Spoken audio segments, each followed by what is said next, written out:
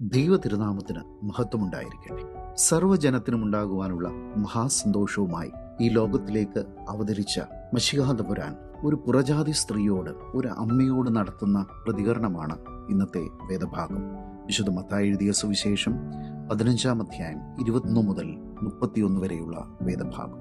ഈ സംഭവം നടക്കുന്നത് ഗലീലയുടെ വടക്കു പടിഞ്ഞാറൻ കടലോര പ്രദേശമായ സോർ സീദോൻ എന്ന സ്ഥലത്താണ്. ദൈവനിഷേധത്തിന് കുപ്രസിദ്ധമായ സ്ഥലമാണ് സോർ സീദോൻ. അതുമാത്രമല്ല, യഹോവയായ ദൈവം തീയിറക്കി നശിപ്പിച്ച പട്ടണങ്ങളും. യേശുതമ്പുരാന്റെ അടുക്കിലേക്ക് വരുന്ന ഈ സ്ത്രീ ഒരു കനാന്യ വംശജയാണ്. കനാൻ ബാലിന്റെ കേന്ദ്രമാണ്. എണ്ണമറ്റ പ്രവാചകന്മാരുടെ ദൈവമാണ് ബാൽ. ഇക്ലിപ്പെടുത്തുന്ന ആത്മീയതയുടെ കേന്ദ്രമാണ് Canaan. A pagan woman lived in a pagan culture, worshipping lot of pagan gods. വിജാതീയ സംസ്കാരത്തിൽ ജീവിച്ച് പല ദൈവങ്ങളെ ആരാധിച്ചിരുന്ന കനാന്യ സ്ത്രീ ഇസ്രായേലിന്റെ ദൈവത്തെ ആരാധിച്ചിരുന്നവളല്ല. അത് മാത്രമല്ല, ചരിത്രപരമായി ഇസ്രായേല്യരും കനാന്യരും ബദ്ധ ശത്രുക്കളാണ്. തങ്ങളോട് ഒട്ടും കരുണ കാണിക്കാത്ത ഒരു യഹൂദ റാബിയോടാണ് ഈ കനാന്യ സ്ത്രീ അപേക്ഷിക്കുന്നത്. കർത്താവേ, ദാവീദ് പുത്ര, എന്നോട് കരുണ തോന്നണമേ എന്ന് അവൾ ക്രിസ്തുവിന്റെ മുമ്പിൽ യാചിക്കുകയാണ്. ക്രിസ്തു ആരാണെന്ന് ഈ സ്ത്രീക്ക് ഉത്തമ ബോധ്യമുണ്ട്. ക്രിസ്തുവിൽ നിന്ന് സൗഖ്യം ലഭിക്കുമെന്ന് അവൾ കേട്ടറിഞ്ഞിട്ടുണ്ട്.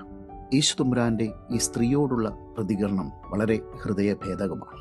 ക്രിസ്തുവിന്റെ മൗനം, the silence of Christ, rejection of Christ, തിരസ്കരണം, ഇൻസൾട്ട്, അപമാനം, ഇവ മൂന്നും ആ സ്ത്രീയെ തളർത്തിക്കളയുന്നില്ല. ഒരു മനുഷ്യനോട് ചെയ്യാവുന്ന ഏറ്റവും വലിയ ദ്രോഹമാണ് അവനെ അവഗണിക്കുക എന്നുള്ളത്. ഇതിൽ പരം ഒരു മനുഷ്യന് ജീവിതത്തിൽ അനുഭവിക്കുവാൻ മറ്റൊന്നുമില്ല. എങ്കിലും ക്രിസ്തുവിന്റെ പ്രതികരണങ്ങളിൽ അവൾ തകർന്നു പോകുന്നില്ല, തളർന്നു പോകുന്നില്ല. ആ സ്ത്രീ തന്റെ ജീവിതത്തിൽ അനുഗ്രഹം വേണമെന്ന തീവ്രമായ ആഗ്രഹത്തോടുകൂടി ക്രിസ്തുവിനെ വിടാതെ പിന്തുടരുകയാണ്. ക്രിസ്തു അവളുടെ ആഴമായ വിശ്വാസത്തെ തിരിച്ചറിയുന്നു. ഇതാണ് ഈ സംഭവത്തിന്റെ യഥാർത്ഥ ഹൃദയഭാഗം. സ്ത്രീയെ, നിന്റെ വിശ്വാസം വലിയത് എന്ന് പറഞ്ഞുകൊണ്ട് ക്രിസ്തു അവളെ അഭിനന്ദിക്കുകയാണ്. ഇസ്രയേലിൽ കൂടി ഇത്ര വലിയ വിശ്വാസം കണ്ടിട്ടില്ല എന്ന് ക്രിസ്തു സാക്ഷിക്കുകയാണ്. ഇസ്രയേലാണ് അന്ന് വിശ്വാസത്തിന്റെ ബെഞ്ച് മാർക്കായി കരുതപ്പെട്ടിരുന്നത്. എന്നാൽ അതിലും ക്വാളിറ്റിയുള്ള, അതിലും മാറ്റുകൂടിയ ഒരു വിശ്വാസം ഈ കനാന്യ സ്ത്രീയിൽ വെളിപ്പെട്ടു വരുന്നു.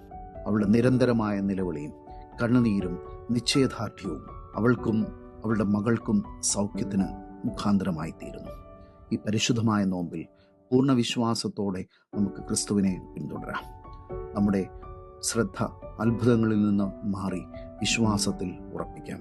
അതിലൂടെ നമുക്ക് സൗഖ്യം പ്രാപിപ്പാൻ, നമ്മുടെ തലമുറ അനുഗ്രഹിക്കപ്പെടുവാൻ ദൈവത്തിന്റെ പരിശുദ്ധ റൂഹ നമ്മെല്ലാവരെയും സഹായിക്കട്ടെ.